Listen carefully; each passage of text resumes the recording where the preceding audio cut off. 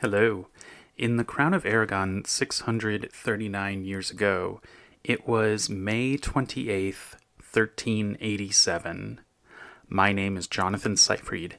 I'm a PhD candidate in history at the University of New Mexico, and this is the Historian's Notebook, a podcast about how history gets made.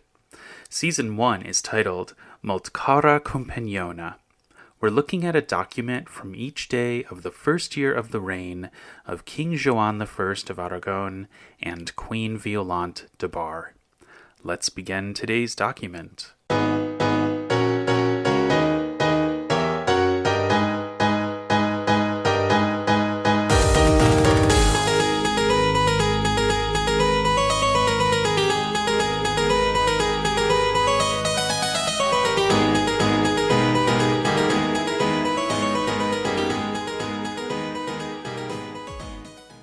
There is so much to talk about with today's document. I don't even know where to begin. But I'm going to begin with an achievement that I was hoping would happen, and it did. So you might remember that on a previous occasion, we looked at a outgoing document that was available on the website of the Fondo Histórico de Aragon. And that document, it was January 25th, I think, and it was an outgoing with the wax seal on it, so you could tell that it was the copy that got sent out, and it's in a collection that the Archive of the Crown of Aragon calls the Cartas Reales, the royal letters. And so it's not part of the register. So that document was the one that was sent out to the recipient, and it somehow made its way back to the Archive of the Crown of Aragon. And I located the copy in the register only after I had recorded the podcast. But today we have another round of a document that we have from the Fondo Histórico de Aragon. It is a copy that was sent out, and this time, before I was recording the podcast, I was able to find its corresponding entry in the register. So this is something I was hoping would happen at least once this year, that I'd be able to go into recording the episode having already reunited the outgoing copy with the register copy. And here we are. Today it has happened, and it's not just some humdrum grant or privilege. It is something exciting that connects to other themes. And then not only that, but on the page in the register, there's something else that's really worth talking about. And so there's just a lot. There's so much to talk about. Okay. Let's just start with a description of the document itself, the outgoing one. What I just love from a material standpoint is that the wormholes in the outgoing document, they look like an X form in a way when you're looking at the digital image, but it's really clear that it's the exact same shape, but just in a different orientation. Why? It's because when the worms got to this particular piece of paper, it was folded up. So it had been stored in its folded up state. And that's why when we look at it unfolded, and in the document image, that's what we have. That's the view that we have, the things unfolded. We see the same wormhole shape 4 different times all in different orientations, mirror images, because the worms got to this document when it was folded. So that is just materially a very interesting thing to note. And then the document itself clearly has the crease marks, so you can easily imagine how it was folded up. And then the other side of it has an image provided where you can see the wax seal remnant. And in this situation, we have something that we have not seen before in these Cartas Reales that are on the website of the Fondo Histórico de Aragon.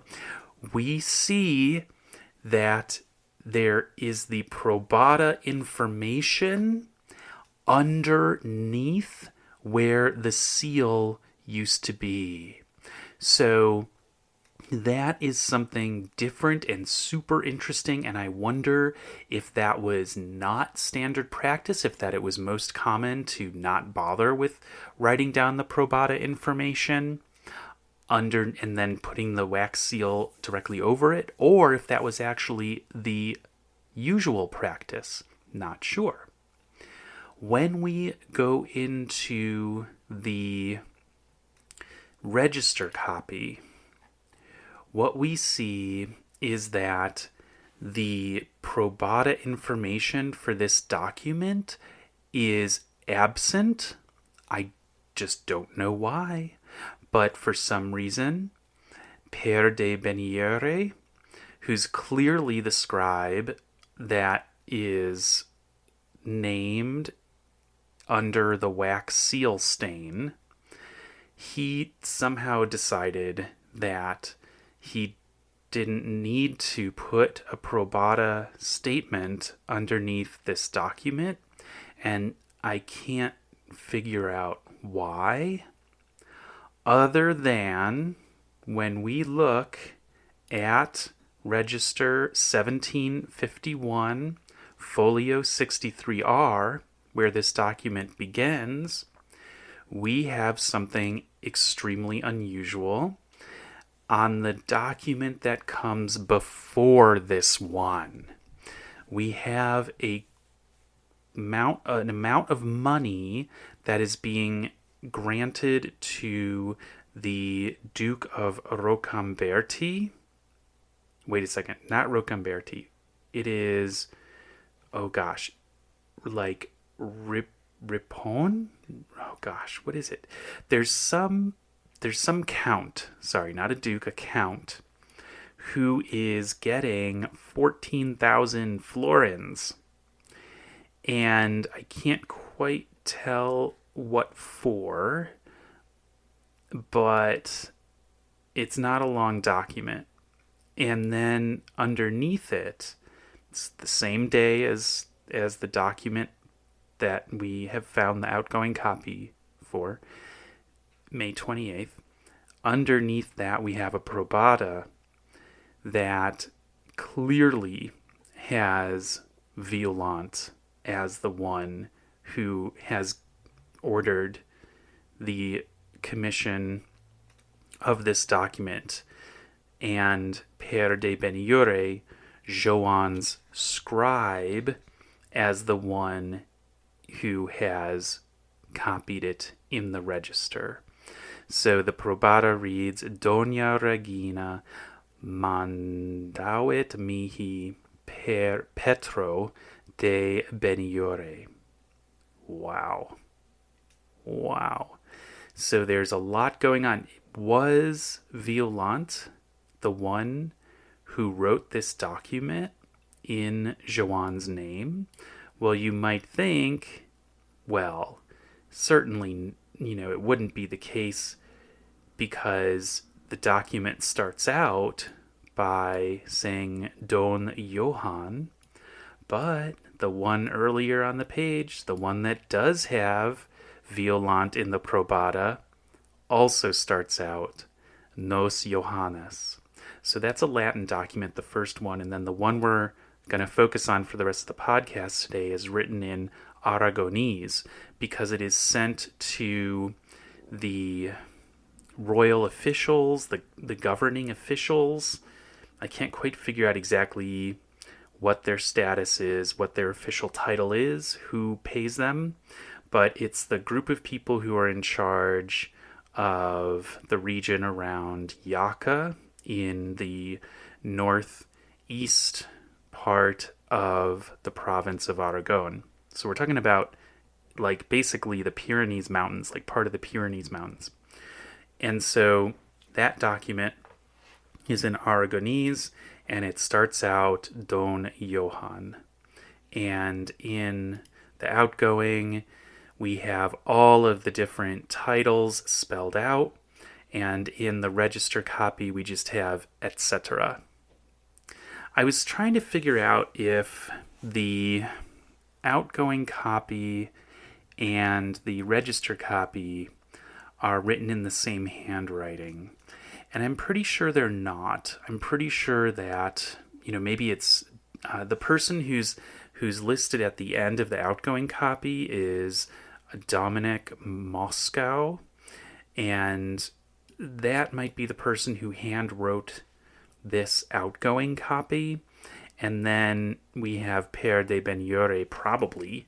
There's no probata in, well, there's a probata on the outgoing copy.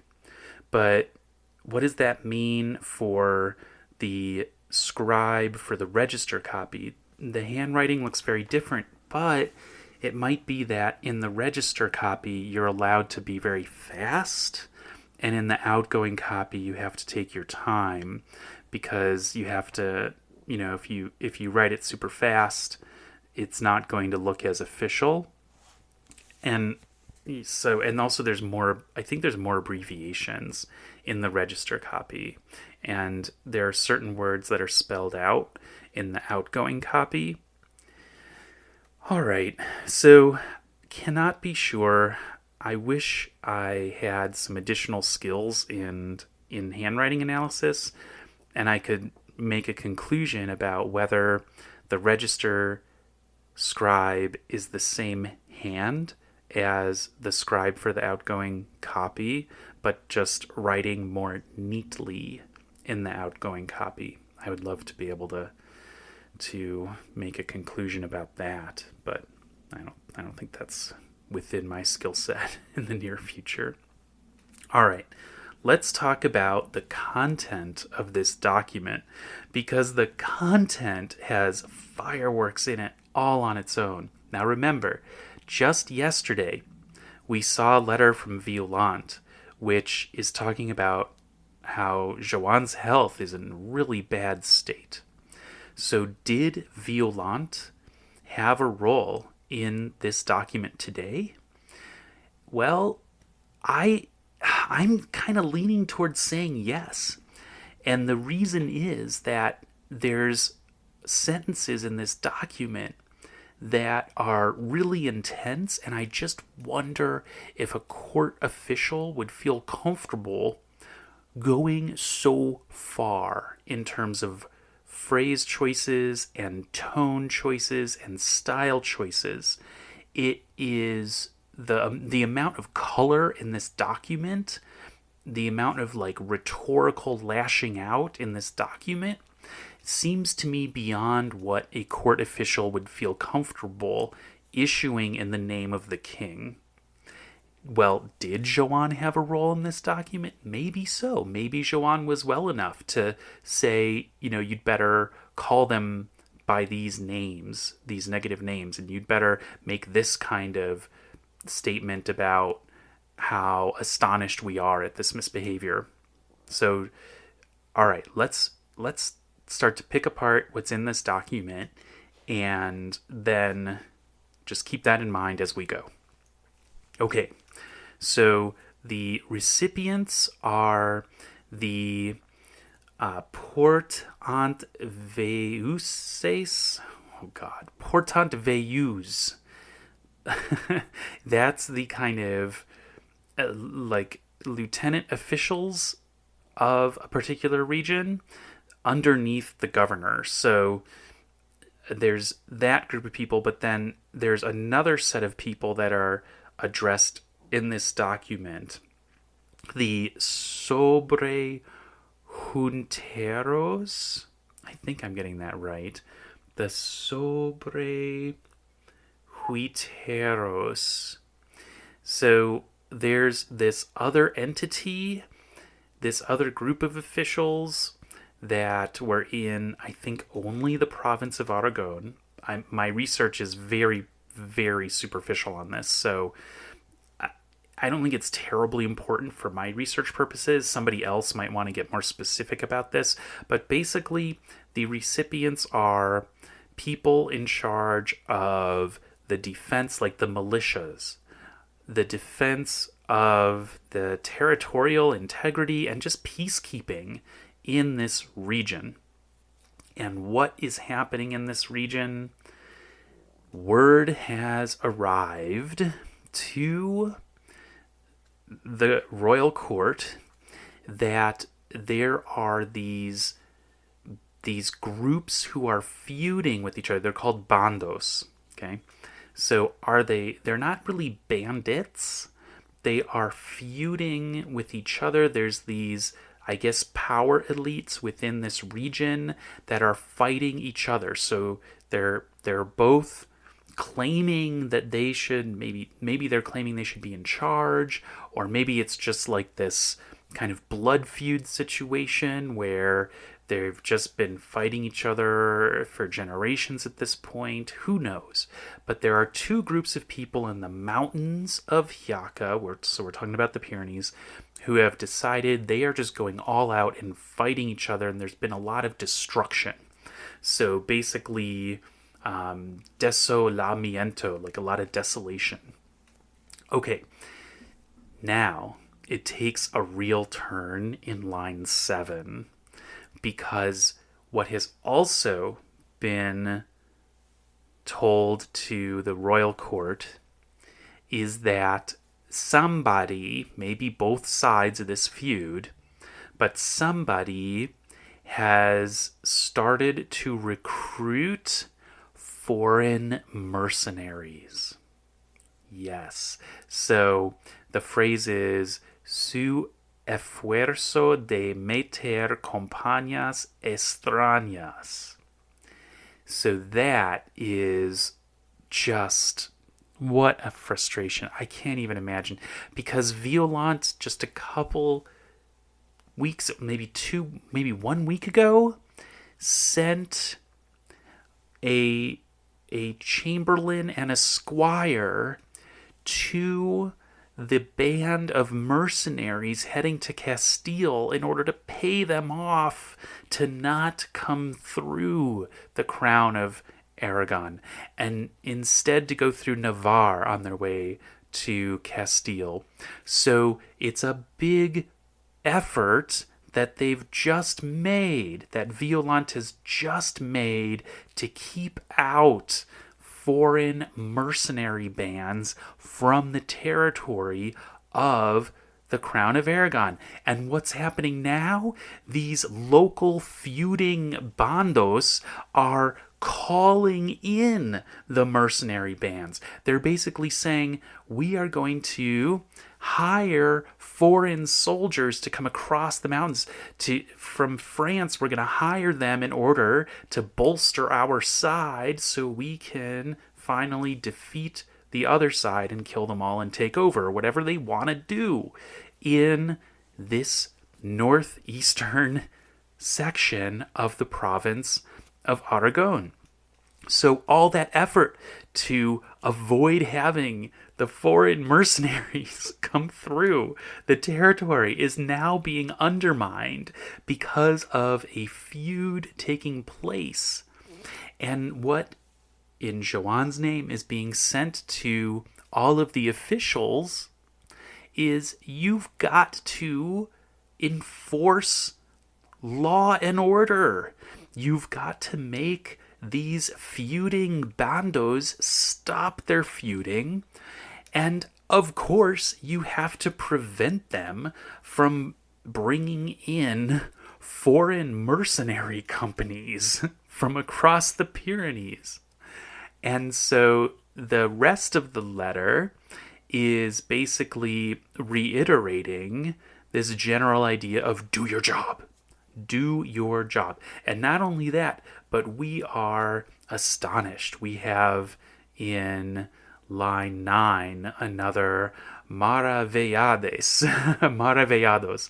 We are som maravillados. We are astonished and aggrieved that you would be doing this. But then in line let's see, where is it? Line 12? Wait a second, hold on. There's something before that though. Right, okay. In line 11, we have, it's right after, okay, so the end of the previous line is som maravillados, and then we go to the next line, agrevidados, we are aggrieved. And then we have a really interesting phrase, como vosotros sabiendo la necesidad de nuestra persona, que, and then I think we have aqua nos detiene, that I am detained here. You know that by necessity, my person, I am detained here. And so it's not just that this is going on at all. It's that it's happening when this group of officials is aware that the king is detained. Now, why would they be aware of that? Well, one less dramatic explanation is that they know that the king is a new king, that he's only 5 months into his reign, and so it's logical that he wouldn't be able to journey with his retinue up to Aragon and do justice and enforce his authority. He's busy establishing his reign. That's the less dramatic explanation. But the more dramatic explanation is that we have here an admission that word about his illness is at this time well known.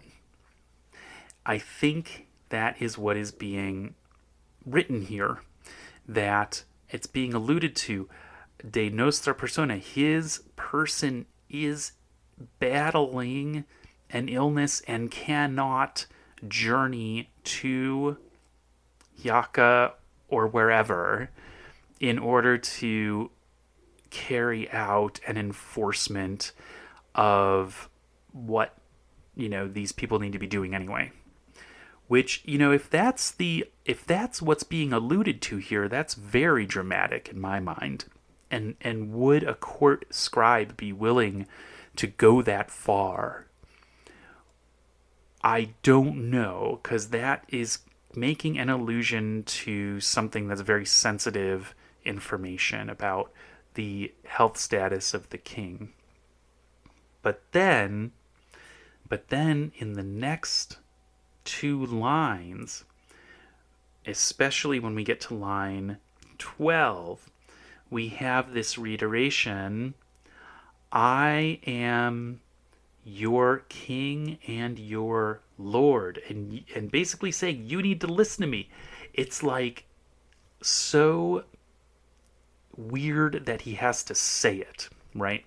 Like he has, like, do they need a reminder? Like, in my mind, the authority of the king means something and it should not have to be stated. It just should be well known.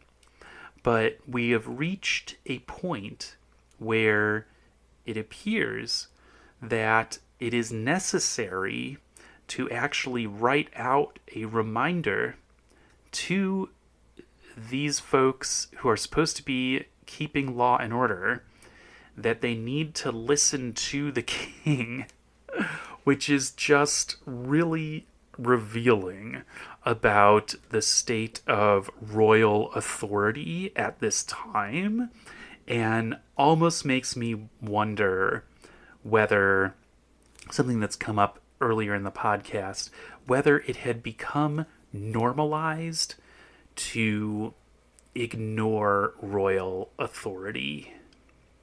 And maybe there had been a degradation of royal authority as Per the Ceremonious had gotten more and more toward his own death in 1386, maybe earlier, 1385. Who knows how far back it has gone. But this document is really quite dramatic in terms of the admissions being made about how bad things have gotten in this particular region, and how it seems they could have only progressed to this state of lawlessness if royal authority had been so diminished. So this document is attempting to restore royal authority, and it's attempting to do that by scolding the officials who are supposed to uphold that authority in this faraway region. And when you get to the point where you are scolding the people who are supposed to be your representatives and the embodiment of your authority by force, then I think it's just really troublesome, really troublesome for how you're doing as a king. And of course, there's a lot of headwind going on for this new monarchy, but to go so far, and then later on in the document there's more scolding language, like, oh, this is a good one. Okay, here this one in line. Oh, it's further on in line 12. I might have messed up my line numbering as I was just saying this stuff, I'm realizing now. But okay, seriously, line 12. Oh yeah, it is. It's further along in that same line. Here we go. After he says, "I am your king and I am your lord," then the sentence ends, and then he says, "Antes como ciegos disimulades estas cosas, así odiosas y de mal ejemplo." So he says here in this letter in Joan's name, as if you were blind. You have ignored these things, these odious, and it's a bad example. I can't quite get the grammar here. Actually, I'm going to talk about the AI in just a second, but actually that translation turned out pretty well, but I don't have it in front of me at this moment. But basically saying, as if you were blind, as if you were blind men. And so who chose to say antes como ciegos? I think, based on what we've been looking at in the last month, there is a strong likelihood that it was Violant. And that's a pretty, I don't know, on one level that could be an outlandish claim that Violant composed this document. But my question is, when you get so dramatic in your language, is it something that the Chancellor would do in the king's name? Maybe it is. I don't know. But I think we also have to be open to the possibility that it was Violant behind some of these documents, especially because we have another document in the register on the same day that has Violant in the probata and is issued in Joan's name. So, all right, all very, very dramatic. we need to check in about AI usage. So, I have to say, the agentic AI process got a major victory today because the reason that I was able to locate the register copy so quickly was that this register, 1751, was among those that I put through the OpenClaw pipeline. And so I just was doing some keywords. So I had the copy of the Cartas Reales outgoing version from the Fondo Histórico de Aragon. And I was just searching some keywords. Now, here's what's interesting. The Portantveus, which is the Aragonese version of that title, of the officials, the Portantveus, I think is what it's called in Catalan, that did not get any hits.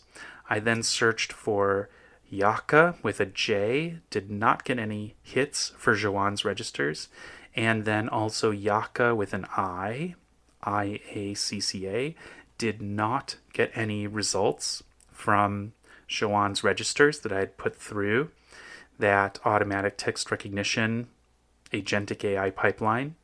And then I gave it one more try with a word that looked pretty uncommon to me on line 3, Sobrejunteros. And I think that's a name of a region. And that is what had been accurately transcribed by the agentic AI process.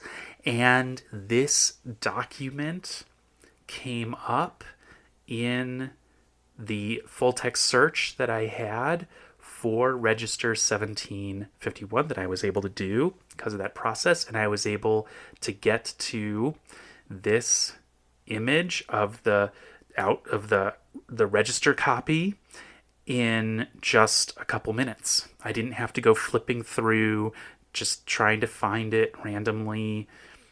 It was a success for full text searching after a few failures. So there were a lot of mistranscribed things that I had to go through. I had to be persistent and try 4 or 5 different terms in the search. But I mean, the fact that I was able to locate the register copy through a keyword search of register 1751, I mean, that's amazing. That's amazing. It absolutely could not have been done a year ago, and it could not have even been imagined 5 years ago.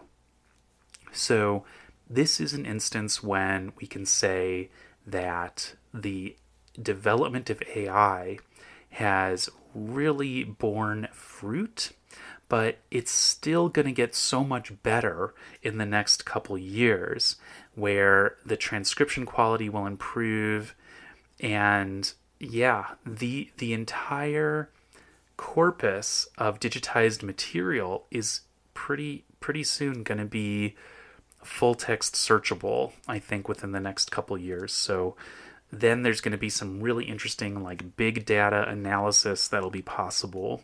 So it's going to happen unless there is a real crash of the AI economy, if it's a bubble and there's a big stop to the development of all of the environmentally exploitative data centers. Oh my gosh. So ethically, AI, it's just getting worse and worse, to be honest. The ethical dimension of using AI, because the greed that is being activated in the AI economy is getting worse and worse. So I don't think that I'm going to feel very comfortable using AI if there is even more exploitation happening in the AI economy. We will see what happens, but already I'm feeling apprehensive. That said, I used more AI for this document. The agentic AI result was not really as good as I would like because I wanted more context, and so I put this through the Gemini and Claude process where I would look in the middle, and the end result is a really good translation from Claude. So you can look at that on the PDF that's linked in the webpage for today's episode. So I have to say, I feel very, very satisfied by the fact that I was able to do a document reunion after 639 years. On my website, these documents which had been separated will be in the same digital space. Thanks for listening to this episode of The Historian's Notebook, Season 1, Molt cara compagnona. If you are leaving with more questions than you arrived with, I have done my job. Remember, the motto of The Historian's Notebook is dissatisfaction guaranteed. Visit the website to see an image of today's document and additional show notes, and listen again tomorrow to hear about the next day in the first year of the reign of King Joan I of Aragon and Queen Violant de Bar. In the meantime, take care.